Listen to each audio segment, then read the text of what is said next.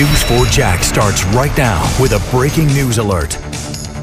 A look from Sky 4. Over a deadly train accident in Clay County.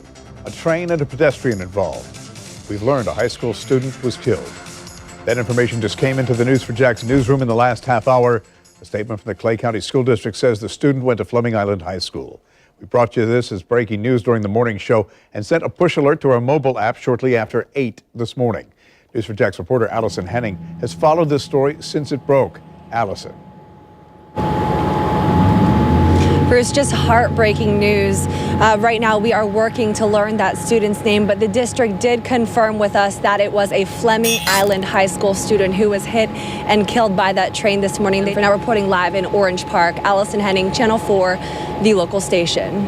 Allison, thank you. 3 people are safe after a shrimp boat took on water and started listing toward the port side this morning off Little Talbot Island. You saw this as local breaking news on the morning show. Sent out a mobile push alert on this story at 7:06. Here's a look at the boat from Sky 4. The marine distress call came in, as we mentioned, about 7. News 4 Jax reporter Chris Parento is live in Little Talbot Island. Chris. Bruce, not only did the boat take on water, it is continuing to take on water, and you can barely see it in the surf out there as the tide is coming in right now. Still stuck in the sandbar behind me. Likely will remain that way until at least 2 o'clock when it is full high tide. Live this afternoon, I'm Chris Parento, Channel 4, the local station. Chris, thank you. Logan Mott, the Neptune Beach teenager accused of killing his grandmother and taking her car to upstate New York, was back in court this morning. We learned a couple of things. Mott and his attorneys have waived the right to a speedy trial. His attorney from Buffalo is now here helping with his defense. Mott appeared before the judge with his hands shackled, spoke clearly, saying, "Yes, sir," when asked a question. He also answered questions about his schooling and state of mind. He said he understood his trial could take some time to get started. When Logan was in Buffalo, I established a pretty strong relationship with himself and his mother, and I gave them my word that when the case came to Florida, I wouldn't abandon them. Both of Logan Mott's parents did not want to comment.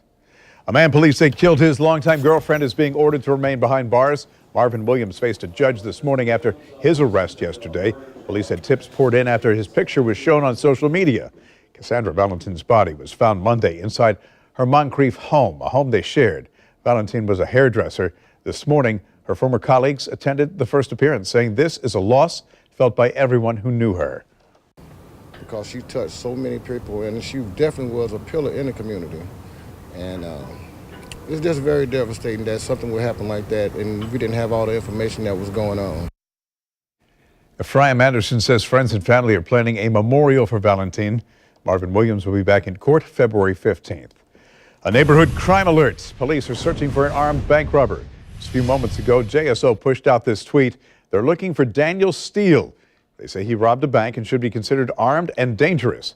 They say he could be, quote, anywhere. Call 911 if you see him. New at noon, the National Hurricane Center released a report about Hurricane Harvey, 76 pages long. NOAA estimates the damage at $125 billion. At least 68 people died from the direct effect of the storm. Harvey intensified to a Cat 4 before making landfall along the middle Texas coast. The storm stalled with its center over the Texas coast for 4 days. 60 inches of rain fell. Houston was devastated. News 4 Jax meteorologist Rebecca Barry is looking over the report, writing an article, and we plan to attach the full 76 pages later today on news4jax.com. A new report shows the cost of Hurricane Irma in the area. It added up. Jacksonville alone, the September storm caused more than $85 million damage. Most expensive cost was for debris removal at more than $41 million. Damage to parks, a price tag of $27 million. A breakdown of those costs on news4jax.com as well. Covering Duval County, a busy couple of hours for Jacksonville Fire Rescue. 3 fires in separate parts of the county that began late last night. Early this morning, a 2-story fire at a building in northwest Jacksonville. It broke out about 1 a.m. near the corner of Moncrief and Myrtle. Crews managed to contain the flames within a half an hour. No word what started that fire.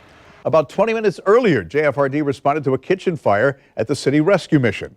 Firefighters quickly extinguished that one. Nobody was hurt. And a fire on the west side that broke out about 8:45 last night at a home on Melvin Circle West. The inside of the house was destroyed. The homeowner may have tried to put it out with a garden hose.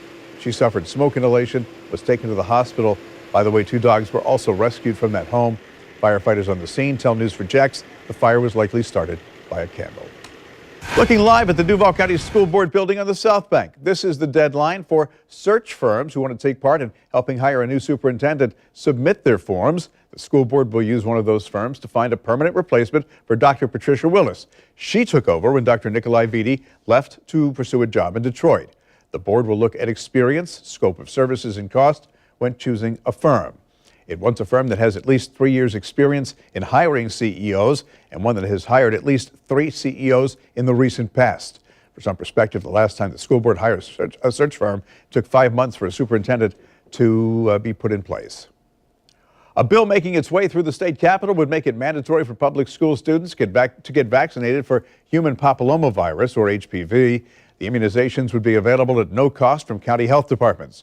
Right now, it's required for Florida public school students to be vaccinated for tetanus, mumps, and rubella. If passed, this law would take effect July 1st of this year. During an impromptu news conference, President Trump said he is looking forward to being questioned under oath as part of a special counsel's investigation. Robert Mueller is investigating Russian election interference and President Trump's possible obstruction in the firing of former FBI Director James Comey. Mueller suggested he wants to interview the president in person, but White House officials had not previously confirmed that it would happen. As for timing, Mr. Trump said, quote, "I guess they're talking about 2 or 3 weeks, but I'd love to do it." The president insists there's been no collusion nor obstruction with Russia, and also added he would leave it up to his attorneys to decide whether he would actually sit down with Mueller's team. Meantime, the president's in Davos, Switzerland for the World Economic Forum. Mr. Trump will sell an American First agenda to a globalism group. Mr. Trump's the first sitting president to attend the World Economic Forum since Bill Clinton 20 years ago. The president campaigned against globalism and free trade deals he said penalized the United States. Tonight, the president will meet with the founder of the World Economic Forum. Tomorrow, he meets with the president of Rwanda. Investigators in Kentucky are still trying to figure out the motive in a deadly school shooting. The accused 15-year-old gunman was charged with 2 counts of murder and 12 counts of first-degree assault. Prosecutors say they'll begin the process of charging him as an adult. 15-year-olds Bailey Holt and Preston Cope both died in that hail of bullets. Bailey's mother says her daughter called her as the shooting was happening. 18 others were hurt. The 15-year-old will be charged as an adult.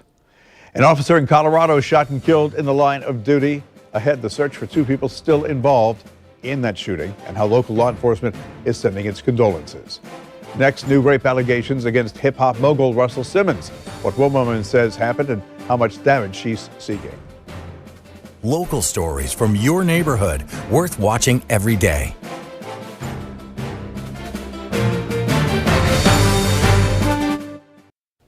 A 6th woman has come forward to accuse Russell Simmons of rape. She says he assaulted her at his home in 2016. The lawsuit says she went to Simmons' L.A. home for a project meeting, and that it says that he asked to have sex, and when she said, quote, no, he, quote, pounced. The woman's an aspiring filmmaker. She wants $5 million in damage. Simmons said in a statement that the allegations in the suit are absolutely untrue. 2 men still on the run after a Colorado deputy was shot to death. It happened overnight just outside Denver. The deputy was running after a man and say that man pulled a gun and shot the deputy in the chest. Investigators say the shooter was arrested nearby, but they're still looking for 2 more men who may have been involved. The Clay County Sheriff's Office tweeted to the Adams County Sheriff's Office, "We are heartbroken. We send our condolences." A frightening reminder to parents with children who have not had the flu shot. A 12-year-old boy from West Palm Beach is the latest child to die from the virus, bringing the nationwide total to at least 30 children. Dylan Winnick was sick for just a few days leading up to his death. His family thought he had a cold. Winnick wasn't vaccinated against the flu, and now his family is urging everyone to get the shot. This year's flu epidemic is so bad, some local doctors' offices can't get enough supplies to test for the flu. We checked and found the nasal swab kits for influenza A and B, which are standard when diagnosing the flu, are running out at clinics across the country. So far in the U.S., the flu this season has sent more than 9,000 people to the hospital. Jacksonville's own Leonard Skinner will kick off a farewell tour this summer. It starts in West Palm Beach on May 4th. Right now, the band's not scheduled to perform in Jacksonville as part of that tour. The final date, September 1st in Atlanta. To get the most accurate, reliable forecast, our 5 powerful radar sweeps give you 5 times more coverage. Channel 4 is the weather authority. Look, at 56 degrees, yeah, it's a little cooler than the seasonal average, but it's not bad. It's not bad. When you stand out in the wind, though, it does have a little bite to it, and we're up to about 20-mile-an-hour winds. Oh. And if Facebook had a breaking rock and roll news, the Leonard Skinner stuff just will edge out right now anyway, that Elton John will be closing out his farewell tour here in Jacksonville, or part of his farewell tour will be here in Jacksonville. Those two things just seem to be popping up right after the next. From Elton John to classic Southern rock. On over to the board, let's get into your forecast here. B101.5, Jacksonville's throwback hip-hop and R&B station. It's also a place where you can get our Weather Authority forecast. Over to you, Bruce. Thank you, Richard. Just into the newsroom. The News for Jack's I-Team confirmed that former Congresswoman Kareem Brown will go to prison in Sumter County. She has to report to the Federal Correctional Institute, Coleman, by noon Monday. Coleman is a low-security facility with a satellite campus next door for women. We're told that she may go to church here in Jacksonville on Sunday. You can count on team coverage when Brown reports Monday. Trying to compete with low-cost airlines like Spirit and Southwest, some major airlines are changing policies, how it could affect your next flight. And up next, more Americans are getting Travel Club-style credit cards. There are things you should consider before you buy one or sign up for one. That's next. Plus,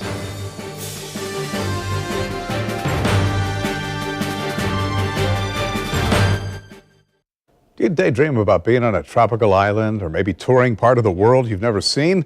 Well, join the club. These trips can be expensive, but should you try to open a travel rewards credit card to help pay for the trip? Mary Maloney had advice for anyone considering one of those programs. For Consumer Watch, I'm Mary Maloney. Could there be a new round of fare wars among the major U.S. airlines? United just announced it expects to add flights and a larger aircraft to its network. It also plans to expand its basic economy fare to new routes. Basic economy passengers are not assigned seats until check-in and may not be allowed to store items on a plane's overhead bin. This year, United will allow basic economy passengers to pre-select a seat for an additional cost. United suggests the moves are meant to compete with low-cost carriers like Spirit. That could mean other major U.S. carriers like Delta and American will follow suit. The news at noon. We'll be right back. Now, if it wasn't for the wind, we'd be in better shape. It would feel pretty nice outside, but that wind does have a bite to it. And we're still talking about winds 15 to 20 miles an hour. The 25, that's the wind at the very end of the pier there for St. Augustine. I just got the update, St. Augustine at the airport. It's not much less. It's 21 mile an hour sustained winds. 20, it looks like 25 now at Mayport with 18 here at JAA. The other story is, and Rebecca and John will cover this tonight at 4, the expected weekend rainfall, which went from looking like scant amounts now to becoming more widespread, and heavy rainfall possible anywhere between 1 and as much as 3 inches just in Sundays alone. You put it at 100%. It's 100%. All of us are going to see it. So John and Rebecca will have that forecast. And of course, we'll continue tomorrow morning when we're back for the morning show. More people in Northeast Florida and South Georgia get their news from News 4 Jax than anywhere else.